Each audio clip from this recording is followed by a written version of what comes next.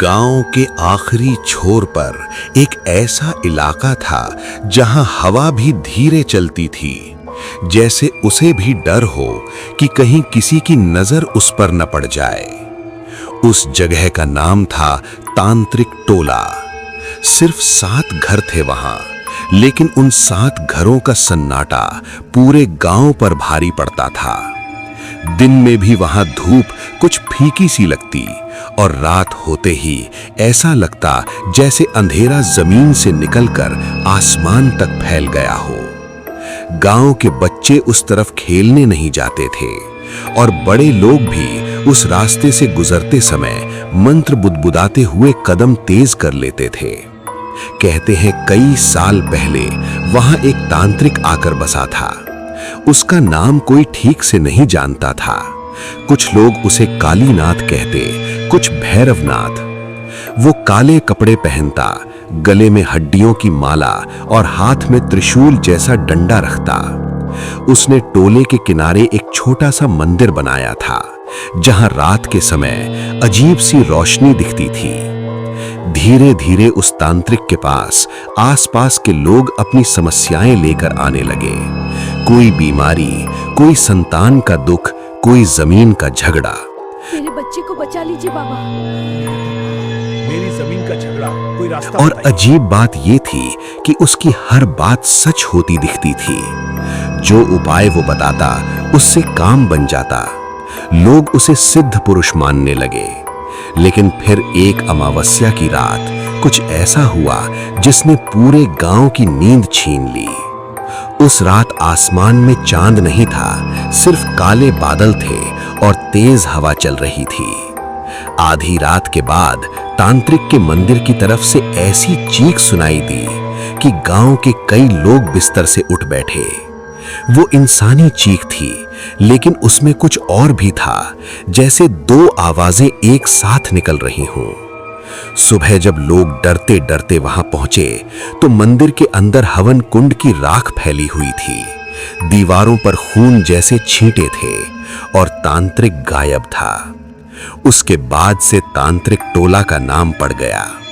शुरू में लोगों ने सोचा वो कहीं चला गया होगा, लेकिन उसके बाद जो होने लगा उसने सबको यकीन दिला दिया कि उस रात कुछ भयानक जाग गया था। टोले के 7 घरों में रहने वाले परिवार धीरे धीरे बदलने लगे। पहले वे सामान्य लोग थे, लेकिन अब वे दिन में कम और रात में ज्यादा जागते दिखते।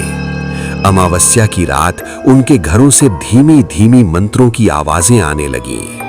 कई बार लाल रंग की रोशनी खिड़कियों से झलकती दिखती। जो भी उस तरफ जाता उसे ऐसा लगता जैसे कोई पीछे पीछे चल रहा हो। 5 साल में गांव से 5 लोग गायब हो गए। कोई चरवाहा, कोई खेत से लौटता किसान, कोई राहगीर। उनकी लाश कभी नहीं मिली। बस इतना पता चलता कि आखिरी बार उन्हें तांत्रिक टोले के पास देखा गया था। इसी गांव में रहता था रवि, जो शहर में पढ़ाई कर रहा था, लेकिन छुट्टियों में घर आया हुआ था। उसने बचपन से तांत्रिक टोले की कहानियां सुनी थीं, पर उसे इन बातों पर यकीन नहीं था। उसे लगता था कि ये सब अंधविश्वास है। जब उसका दोस्त मनोज भी अचानक गायब हो गया और लोगों ने कहा कि उसे आखिरी बार तांत्रिक टोले के पास देखा गया था, तो रवि के अंदर जिद जाग उठी और उसने तय कर लिया कि वो सच जान कर रहेगा। अमावस्या की रात उसने चुपचाप घर से निकलने का फैसला किया। हाथ में टॉर्च और जेब में मोबाइल लेकर वो खेतों के रास्ते तांत्रिक टोले की ओर बढ़ा। जैसे जैसे वो करीब पहुंचता, हवा ठंडी होती जाती और उसका दिल जोर से धड़कने लगा। 7 घरों में हल्की हल्की लाल रोशनी दिख रही थी और चारों तरफ अजीब सा सन्नाटा था। वो एक टूटी हुई दीवार के पीछे छिपकर देखने लगा, जहां बीच वाले घर के आंगन में लोग गोल घेरा बनाकर बैठे थे। उनके सामने हवन कुंड जल रहा था और राख से बने अजीब चिन्ह जमीन पर बने थे। अचानक उनमें से एक ने तेज आवाज में मंत्र पढ़ना शुरू किया और बाकी लोग भी एक साथ बोलने लगे। भैरवाय नमः, ओम काल भैरवाय नमः। उनकी आवाज सामान्य नहीं थी, वो भारी और गूंजती हुई थी, जैसे किसी और की आवाज उनके गले से निकल रही हो। तभी हवा और तेज हो गई और हवन कुंड की आग अचानक ऊंची उठी। उस काले धुएं ने आकार लेना शुरू किया और उसमें एक चेहरा उभरा जिसकी आंखें अंगारों की तरह जल रही थीं। रवि की सांस अटक गई क्योंकि वो चेहरा उसी तांत्रिक जैसा था, लेकिन विकृत और डरावना।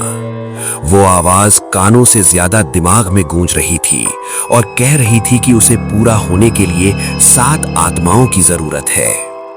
उसने कहा कि 5 मिल चुकी हैं और 2 बाकी हैं। अचानक उसके पीछे किसी ने हाथ रखा और जब वो पलटा तो एक बुजुर्ग औरत खड़ी थी जिसकी आंखें सफेद थीं। उसने धीमी आवाज में कहा कि भाग जा, वरना अगली बारी तेरी है।